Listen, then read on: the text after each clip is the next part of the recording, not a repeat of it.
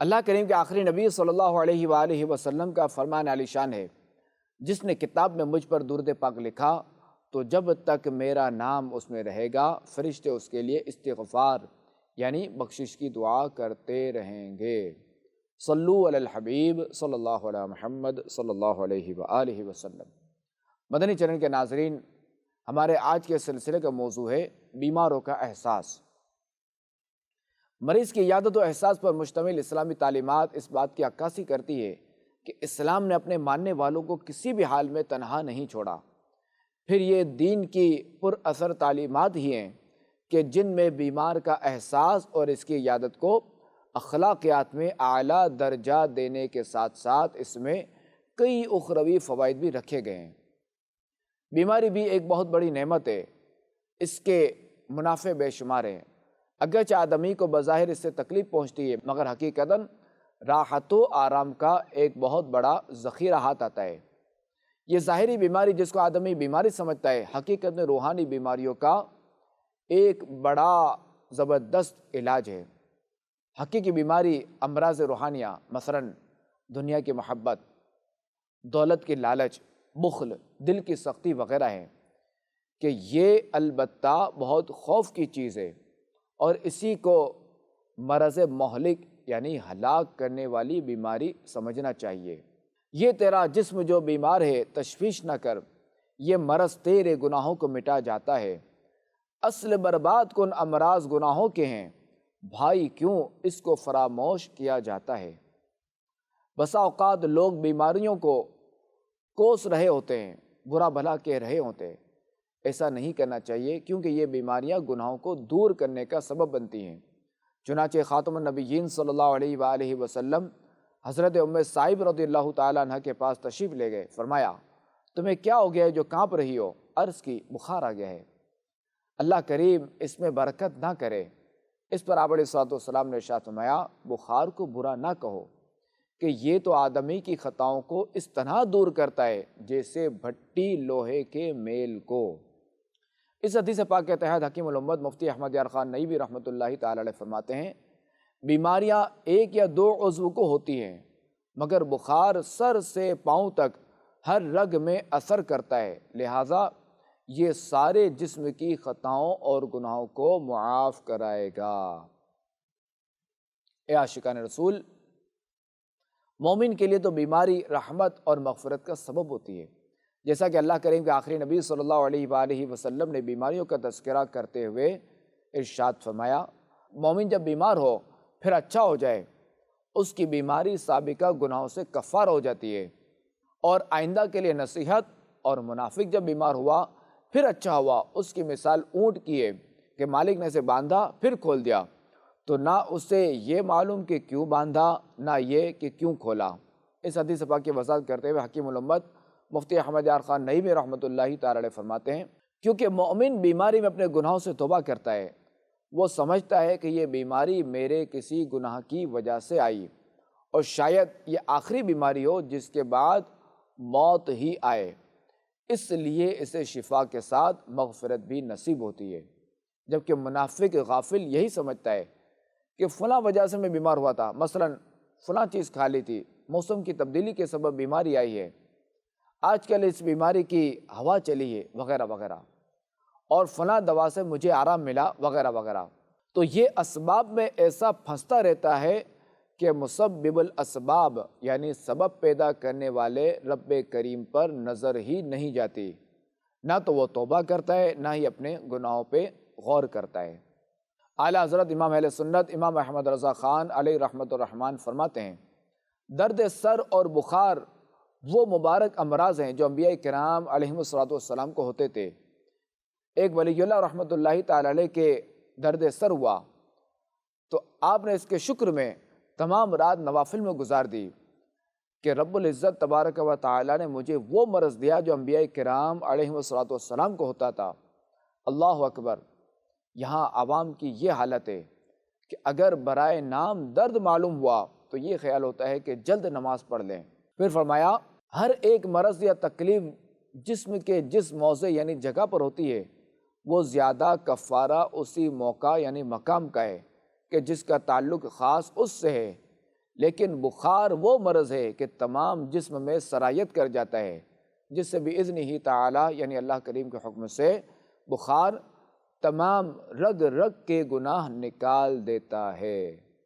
حضرت ام علا رضی اللہ تعالیٰ عنہ، جو کہ حضرت حکیم بن حزام رضی اللہ تعالیٰ عنہ کی پھوپھی اور خاتم النبیین صلی اللہ تعالیٰ علیہ وآلہ وسلم کی بیعت کرنے والی عورتوں میں سے ہیں، فرماتی ہیں کہ جب میں بیمار ہوئی تو آپ علیہ السلام نے میری عیادت فرمائی اور مجھ سے فرمایا کہ اے ام علا، خوشخبری سن لے کہ مسلمان کی بیماری اس سے گناہوں کو اس طرح دور کر دیتی ہے جیسے آگ لوہے اور چاندی کے میل کو دور کر دیتی ہے۔ مدنی چینل کے ناظرین، اس میں کوئی شک نہیں کہ صحت اور بیماری زندگی کا حصہ ہیں۔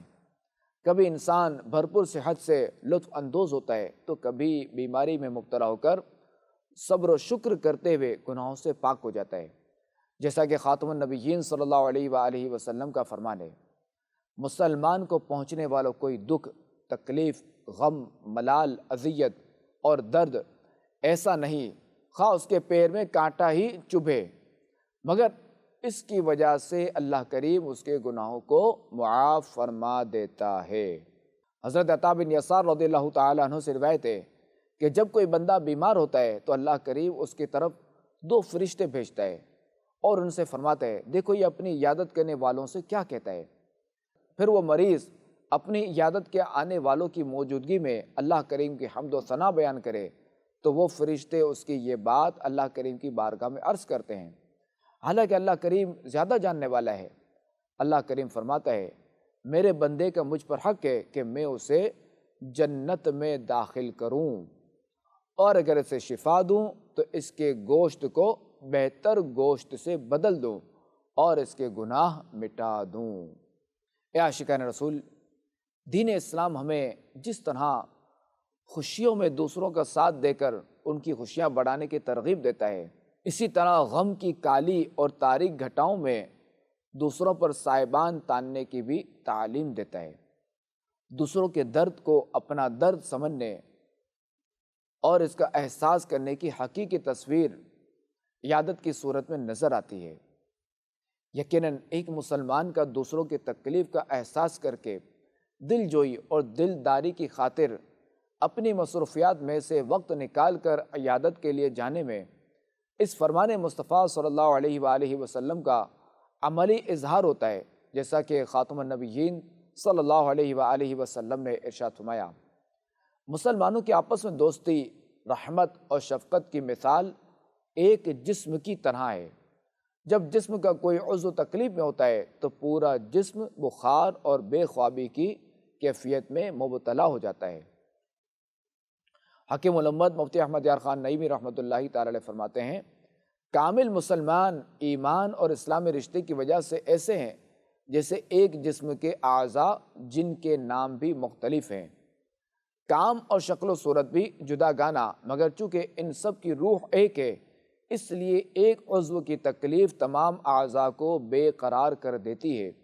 یوں ہی مختلف ممالک کے مسلمانوں کے نام، کام، زبان، غذا، دنیاوی رہن سہن مختلف ہیں، مگر ان سب کا نبی خاتم النبیین صلی اللہ تعالیٰ علیہ وآلہ وسلم ایک ہیں، لہذا ایک کی تکلیف سارے مسلمانوں کو بے قرار کر دیتی ہے، مگر یہ کیفیت زندہ مسلمان کی ہے۔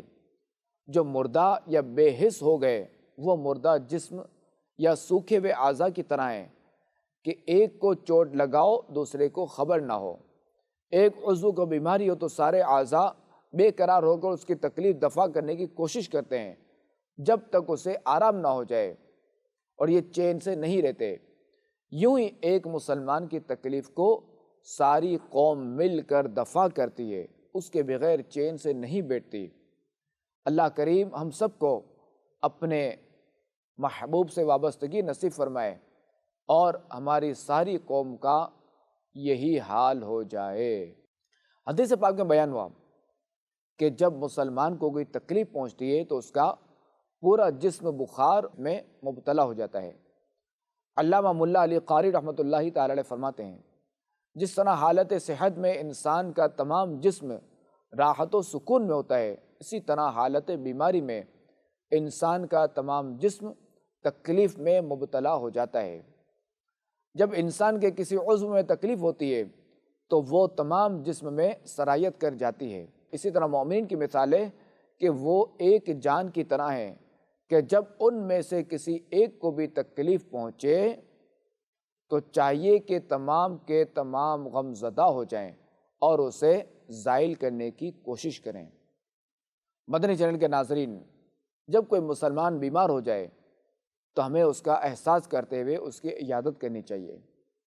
اس سے جہاں اس بیمار مسلمان کا دل خوش ہوگا وہاں خوب اجر و ثواب بھی ملے گا۔ مسلمانوں کے پہلے خلیفہ حضرت ابوبکر صدیق رضی اللہ تعالی عنہ سے روایت ہے، حضرت موسیٰ علیہ السلام نے اللہ کریم سے عرض کی، مریض کی عیادت کرنے والے کو کیا اجر ملے گا؟ تو اللہ کریم نے ارشاد فرمایا، اس کے لیے 2 فرشتے مقرر کیے جائیں گے جو قبر میں ہر روز اس کی عیادت کریں گے حتیٰ کہ قیامت آ جائے۔ مسلمانوں کے چوتھے خلیفہ حضرت علی المرتضیٰ کرم اللہ تعالی وجہہ الکریم سے روایت ہے کہ خاتم النبیین صلی اللہ علیہ وآلہ وسلم نے ارشاد فرمایا، جو مسلمان صبح کے وقت کسی مسلمان کی عیادت کرے تو 70,000 فرشتے اسے شام تک دعائیں دیتے ہیں، اور جو شام کے وقت عیادت کرے تو صبح تک 70,000 فرشتے اسے دعائیں دیتے ہیں اور اس کے لیے جنت میں باغ ہوگا۔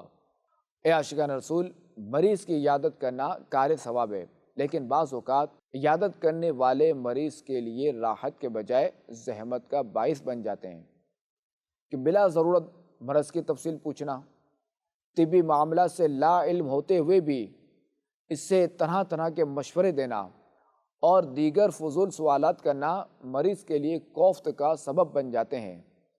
بہرحال عیادت کرنے میں مریض کی کیفیت کا احساس رکھنا ضروری ہے، اور اگر یہ محسوس ہو کہ ہماری موجودگی مریض کے لیے تکلیف کا سبب ہے تو بیمار کا احساس کرتے ہوئے جلد وہاں سے روانہ ہو جانا چاہیے۔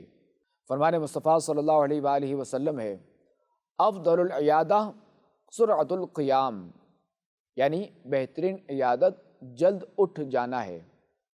اس حدیث پاک کے تحت حکیم الامت مفتی احمد یار خان نعیمی رحمۃ اللہ تعالی علیہ فرماتے ہیں، یہ تمام اس صورت میں ہے جب بیمار کو اس کے بیٹھنے سے تکلیف ہو۔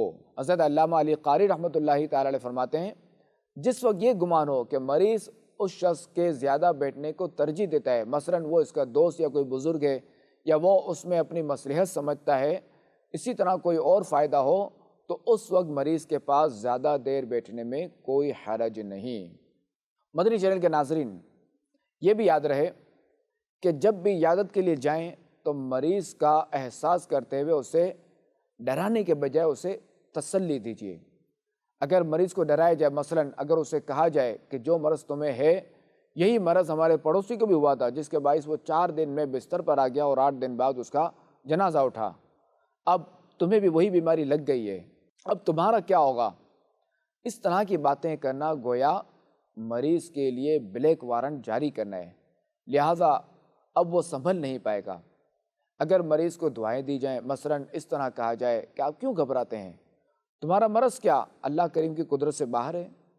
کیا تمہارا مرض اللہ پاک ٹھیک نہیں کر سکتا؟ اللہ کریم چاہے تو دھول کی ایک چٹکی کے ذریعے بھی تمہیں شفا مل سکتی ہے، لہٰذا تم بھی دعا کرو اور میں بھی دعا کروں گا، انشاءاللہ الکریم سب بہتر ہو جائے گا۔ اس طرح کی باتیں سن کر مریض کو تسلی ہوگی۔